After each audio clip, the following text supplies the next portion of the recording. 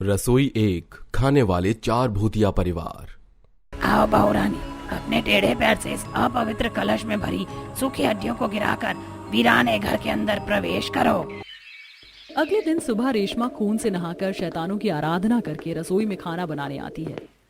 इंसान का शरीर तो यहाँ पड़ा हुआ है।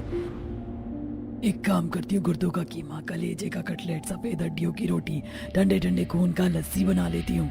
रेशमा इंसान के छोटे छोटे टुकड़े कर रही होती है कि तभी वहाँ शारदा आती है। बड़ी बहू, खाना ज्यादा ज्यादा बनाना, क्योंकि तेरी बुआ सास, ताई सास, चाची सास की रसोई भी यही है। क्या रसोई एक और खाने वाले चार भूतिया परिवार? अब तो मुझे और खाना बनाना पड़ेगा, क्योंकि मैंने तो अपने परिवार के हिसाब से खाना बनाया था।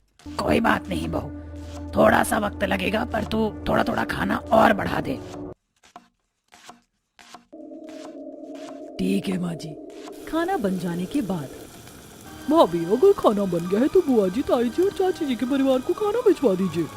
भैंस की आंख, इतनी गर्मी में बैठकर चार परिवार का खाना एक रसोई में बना रही हूँ, और अब ये खाना भी मैं पहुँचा कर आऊँ। पिंकी, ये खाना तुम नहीं पहुँचा सकती हो क्या? हरगिज़ नहीं, नहीं भाभी, बार बार धूप हो रही है, मैं काली हो जाऊंगी, आप ही जाइए। अब रोशनी खाने को भगोने में ले लेकर पहले ताई के परिवार में जाती है। आ गई बहू, खाना लेकर तेरा ही इंतजार कर रही थी।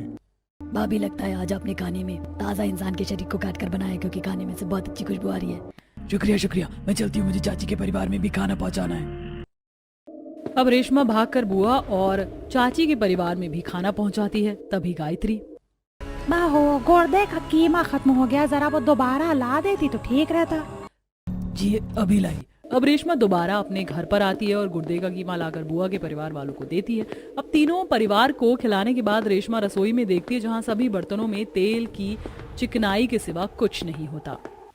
अरे, सारा खाना तो खत्म हो गया और अभी तो हमारे परिवार ने खाया ही नहीं, अब क्या करूं? तभी वहाँ आती शारदा। ये क्या बहू, सारा खाना खत्म हो गया? ऐसे कैसे खाना बनाया था तूने? मैंने कहा था ना कि चार चार परिवार का खाना बनाना है, लेकिन तेरा खाना तो 3 परिवार को खिलाने में ही खत्म हो गया। अब हम लोग क्या खाएंगे? माँ जी, मैं दोबारा बना देती हूँ। अब रेशमा दोबारा से अपने परिवार के लिए खाना बनाती है और उन्हें खिलाती है। इसी तरह अगले दिन घर में आकर ताई, चाचा, बुआ के परिवार रेशमा से खाने की फरमाइश करते हुए, बहू, कल का खाना इतना ठीक नहीं था, आज थोड़ा मसालेदार खाना बनाना। बहू, मेरे लिए रोस्टेड टंगड़ी कबाब और गर्मा गर्म ताजे मांस के कोफ्ते बना दे। और बहू, मेरी बेटी की थोड़ी तबीयत ठीक नहीं, इसलिए आज मेरी बेटी अंजलि के लिए हड्डियों को उबालकर सूप बना दे। हाँ हाँ, कुछ और फरमाइश है तो वो भी बता दो। मेरी बहू बहुत फुर्तीली है, फटाफट सब कुछ कर रख देगी। हाँ बढ़िया, मैं सब समझती हूँ। तारीफों के पुल बांधकर मुझे एक रसोई में चार भूतिया परिवार की नौकरानी बना रखा है। अब गर्मी से बेहाल होकर रेशमा एक रसोई में चार भूतिया परिवारों की फरमाइश का खाना बना रही होती है कि तभी उसके सामने से उसका पति अतुल गुजरता है। अरे ओ हिलता डुलता मीनार, जरा इधर आ। तो रेशमा जी, ये कैसी बात कर रही हो अपने पति से? अरे चुप कर, ज्यादा पति परमेश्वर बनने की कोशिश की ना तो ये गरम गरम चिमटा तेरे मुंह में सटा दूंगी। नहीं, क्या हुआ? बोलो। कुछ नहीं हुआ खोसट, चुपचाप से खाना बनाने में मेरी मदद कर। मैं अकेले गर्मी में एक रसोई में चार भूतिया परिवार का खाना बना कर परेशान हो रही हूँ। चल चल, अब तो एक काम कर, रोस्टेड टंगड़ी कबाब बनाने के लिए इंसान की टांगों को आग पर गर्म कर। अतुल जैसे ही आग पर इंसानों की टांग को गर्म करता है कि तभी उसे वह पूरी टांग जलकर काली पड़ जाती है। तभी रेशमा गुस्से से, भैंस की पूंछ, गरीबी में आटा गिरा कर दिया, तुझसे मदद मांगी, तूने तो मेरा काम ही बढ़ा दिया। जा यहाँ से, मैं खुद कर लूंगी। अब रेशमा गर्मी में खाना बनाकर ठंडे ठंडे पानी से नहाने जाती है। उसके जाते ही रसोई में उर्मिला, पिंकी और शारदा आती और बड़े बड़े हांडी में इंसानों के शरीर का पकवान देखकर कहती है, खाने से तो बहुत अच्छी खुशबू आ रही है। काम करते हैं, इस बार पहले खाना हम खा लेते, नहीं तो पहले की तरह इस बार भी सारा खाना खत्म हो जाएगा। अब शारदा के कहने पर उर्मी, पिंकी रसोई में बने सभी पकवान को चपाचट कर जाती हैं। दूसरी तरफ भूख से परेशान होते चाची, बुआ, ताई के परिवार वाले रेशमा के पास आते हैं। बहू, अभी तक तूने हमारा खाना नहीं दिया। जी मैं नहाने चली गई थी, रुकिए मैं अभी ला कर देती हूँ।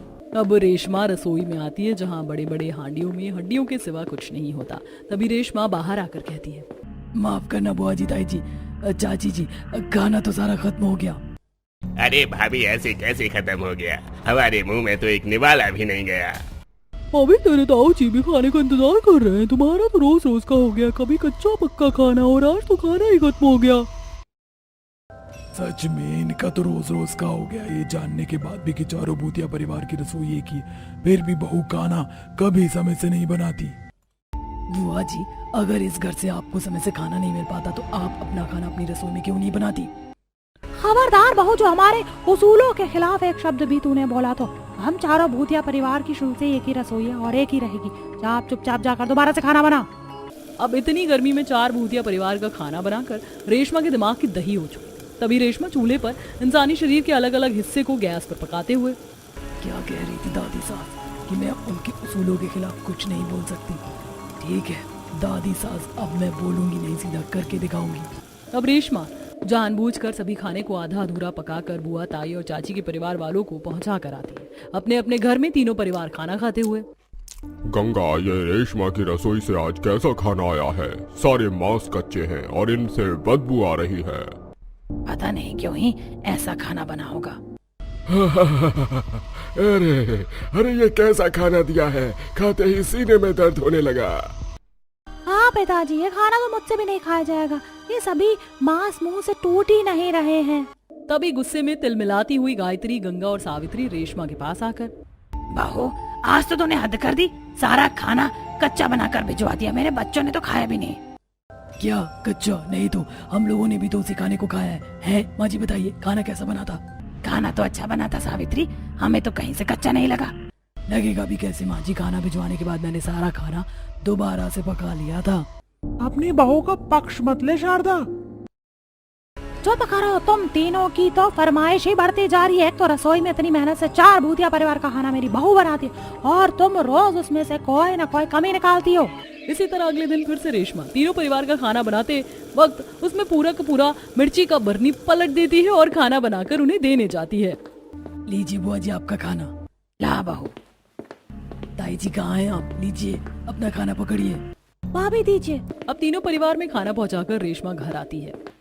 रेशमा जी, अब हम लोगों का खाना भी लगा दीजिए। लाती हूँ।